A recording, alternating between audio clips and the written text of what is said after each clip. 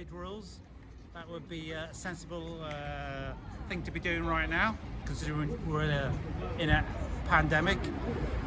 So we're talking about, briefly going to talk about this. It's not my area of speciality, this.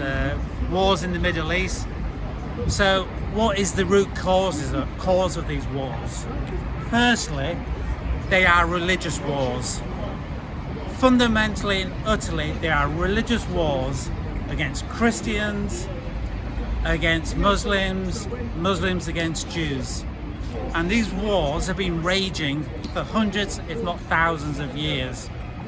So I think we can conclude from that the leadership of these different religions profit from the wars which are happening in the Middle East, because this isn't a recent phenomenon.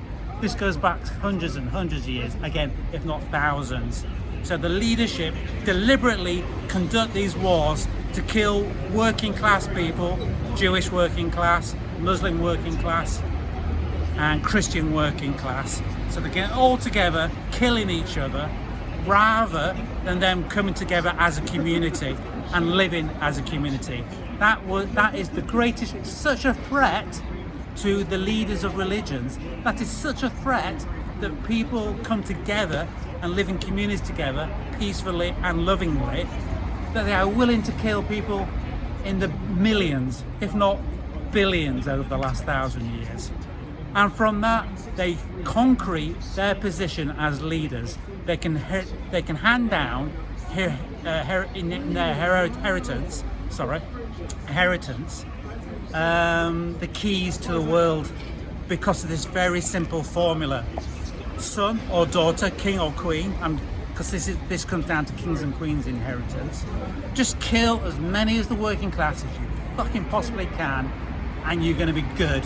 That means you'll have an inheritance to hand down to your children.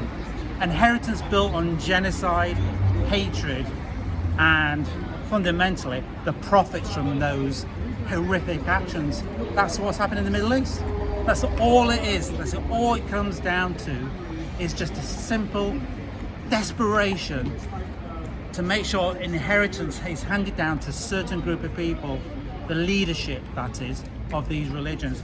Most people, of Muslim, Jewish and Christians, actually do live together, and when they are given the opportunity to go to school together, the opportunity to understand and relate to each other, they see them as human beings who are spiritual, and they therefore celebrate that spirituality which each individual people have. The religious leader must come in and destroy that. That can never happen in their world, because once you have people living in a community, those communities become wealthy. And I don't mean just money, but humanity. Their humanity blossoms, and therefore their spirituality blossoms, and they suddenly start realizing you don't need to be ruled over by an inbreeding bunch of people at the top, and in actual fact you can live life together. That is the fundamental of not just the Middle East, actually, by the way, of all wars in Europe and the Middle East. It comes down to ownership of people, or people living together in a community of different faiths.